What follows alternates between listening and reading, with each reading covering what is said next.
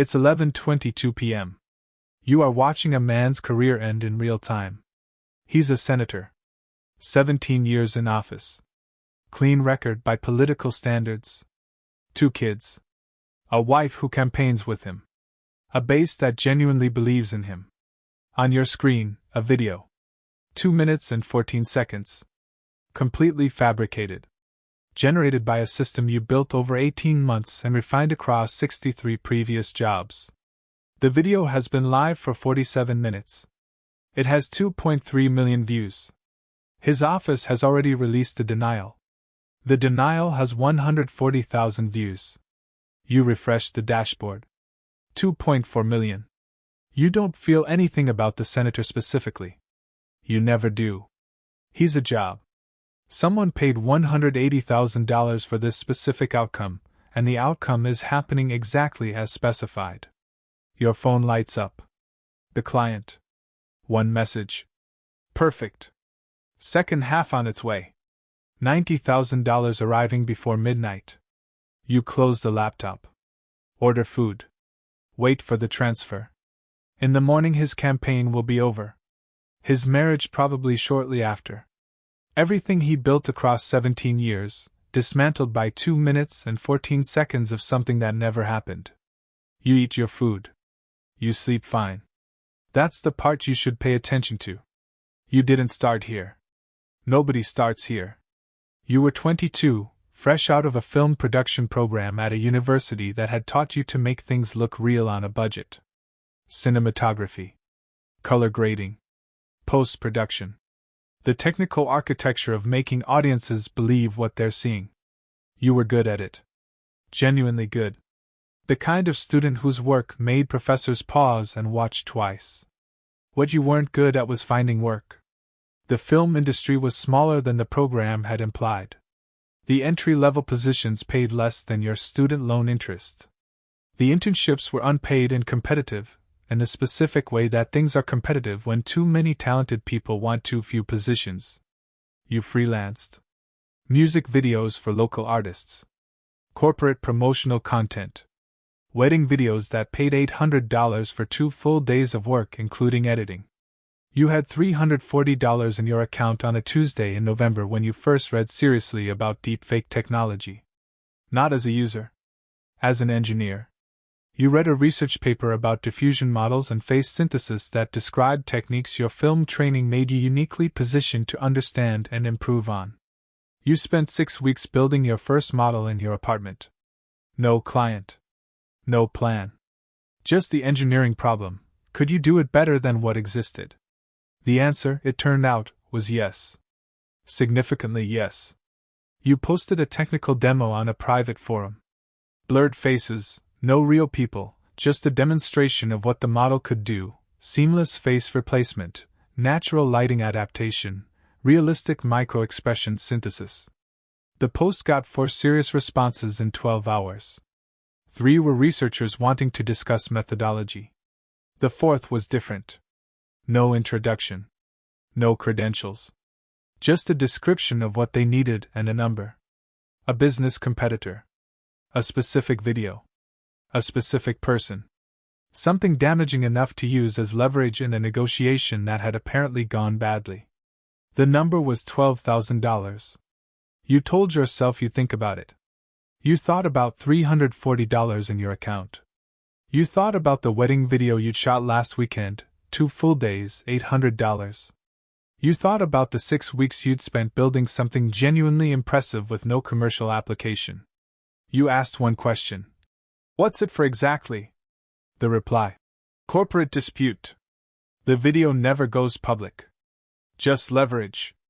Nobody gets hurt. You told yourself that was probably true.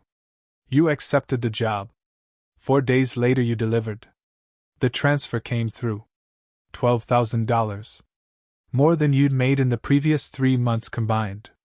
You sat in your apartment and looked at your bank balance for a long time. Then you opened the forum and checked your messages. 3 new requests had arrived while you were working on the first one. The difference between what you were doing and what everyone else in this space was doing was quality. Most deepfake operations produced output that was convincing in low resolution and unconvincing under scrutiny. The tells were always there: unnatural blinking patterns, lighting inconsistencies at the face boundary, micro-expressions that didn't match the emotional content of the audio. You understood these failures at a technical level that most operators didn't because you'd been trained to see them. Film production taught you what the human eye actually catches, what the brain forgives, where the threshold between believable and obviously false sits. You built around those thresholds. Your face synthesis model adapted to lighting in real time rather than applying static corrections. Your expression engine was trained on 340 hours of genuine emotional footage, real people experiencing real reactions, so the micro-expressions it generated were statistically indistinguishable from authentic ones. Your audio matching system, the piece you were most proud of technically, could synthesize voice from as little as 40 seconds of source material and match it to generated video with lip sync accuracy that passed forensic analysis tools designed to detect exactly that. You weren't making deep fakes. You were making evidence. The distinction mattered to you technically if not morally, which should have been a warning sign you chose not to read. 6 months in the operation had a structure. A waiting list of clients, always full. A tiered pricing system based on complexity, subject prominence, and required distribution scale. A delivery mechanism that put the finished product in the client's hands through channels that created no traceable connection between you and the outcome. You hired one contractor, someone to handle client intake and communications so you could focus entirely on production.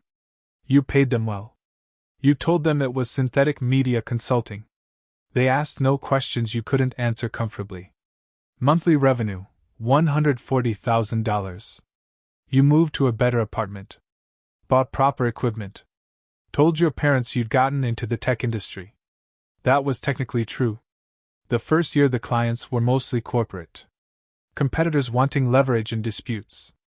Executives wanting to damage rivals. Occasionally something that sounded like a personal vendetta framed in business language. You told yourself the corporate framing made it manageable. That these were powerful people doing damage to other powerful people using tools that powerful people had always used, just newer, more effective tools. The rationalization worked for about 14 months. Then the requests started changing. A politician. Then another. Then a journalist who had been investigating something someone with money wanted uninvestigated. Then an activist whose work was inconveniencing an industry that could afford your rates. The targets were getting less powerful relative to the people paying to destroy them. You noticed this. You filed the observation and continued working. The job that should have stopped you was a woman. Mid-level executive at a pharmaceutical company. A client, you never knew who. The intake was handled through 3 layers of intermediary. Wanted material that would force her resignation. Something personal. Something that would make staying in her position professionally untenable. You built it. Delivered it. Took the payment. 3 weeks later your contractor forwarded you a news item. The woman had resigned. The article mentioned that she had been the primary internal advocate for a drug pricing reform that would have reduced the company's profit margins significantly. You read the article twice. Then you opened your production queue. 11 jobs waiting. You started on the next one. The senator job was the largest single commission you'd taken. $180,000. A sitting U.S. senator. A video designed not just for leverage but for complete political destruction. The client, routed through 6 intermediaries, the most elaborate intake process you'd ever processed, wanted the video distributed publicly. Not used as private leverage. Actually released. This was different from everything before it. Every previous job had operated in a space where you could tell yourself the material might not be used, or would be used quietly, or would only affect the immediate parties. This job had one purpose: public destruction of a public figure on a national scale. You spent 4 days deciding. The $180,000 was not the deciding factor. You had money now. Real money. The job scale was not the deciding factor either. You had the technical capability easily. What decided it was something smaller and more honest. You were curious whether you could do it without detection. A sitting senator would have resources. His team would analyze the video. Forensic media analysts would examine it. Journalists who covered disinformation would scrutinize it. The pressure to identify it as fake would be enormous. Could your system produce something that held up under that level of scrutiny? That was the question you said yes to. Everything else was secondary. You delivered in 11 days. The video held. The denial got 140,000 views. The video got 2.4 million. You ordered food and slept fine, and that was the part you should have been paying attention to. 2 years into operating at this scale, you developed a habit.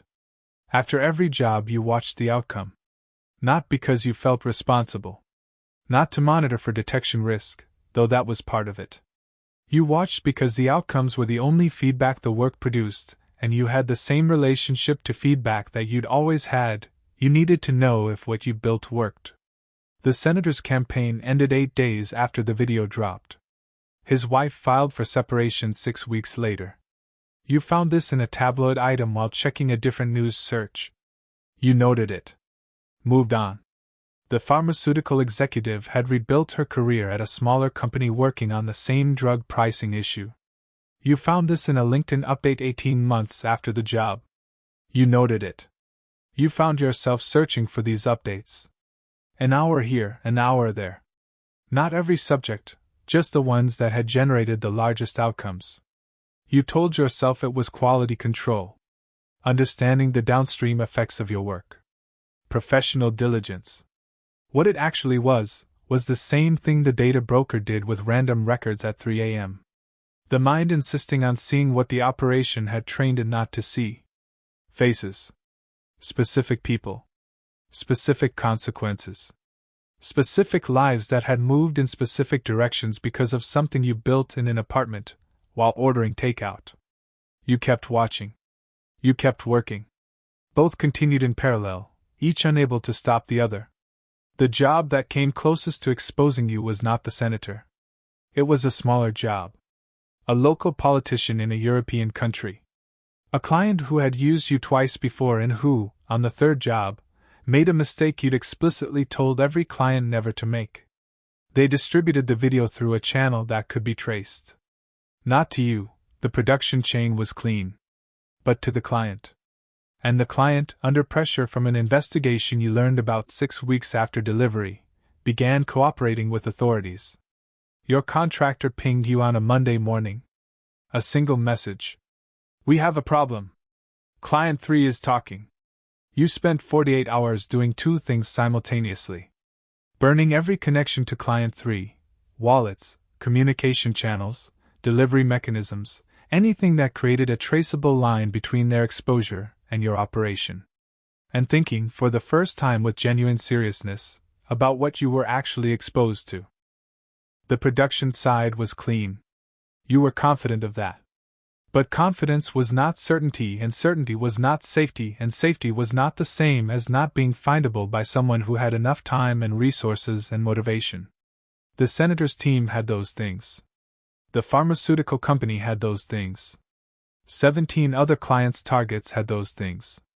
You had been operating for 2 years as though the technical quality of your work was a permanent shield. You understood, on that Monday morning, that it was not a shield. It was a delay. You kept working. You raised your prices. You tightened your intake process. You reduced your active client list to 8 carefully selected relationships. You did not stop. On a Thursday evening, you do something you haven't done since the first demo you posted on the forum. You watch your own work. Not a recent job. The very first one. The corporate dispute video from 2 years ago, the one you told yourself was just leverage, probably wouldn't go public, nobody gets hurt. It had gone public. You found out 6 months after delivery. It had been used in litigation. The subject had settled rather than contested, a settlement that cost him significantly, and ended his involvement in whatever the dispute had been about. You watch it now with the eyes of someone who has spent 2 years refining the craft. It's not your best work. The lighting correction at the jaw line is slightly off. The blink timing is 3 milliseconds too regular. You can see the tells now that you couldn't see then. And yet it worked. It changed something in a real person's real life. It moved through the world and did what it was paid to do and then kept existing, in litigation records, in the subject's memory, in whatever decisions he made differently because of what he believed had happened to him.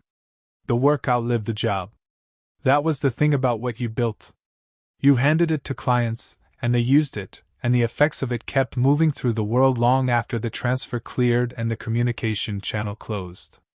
63 jobs. 63 things that kept moving. You closed the old file. Open the production queue. 4 jobs waiting.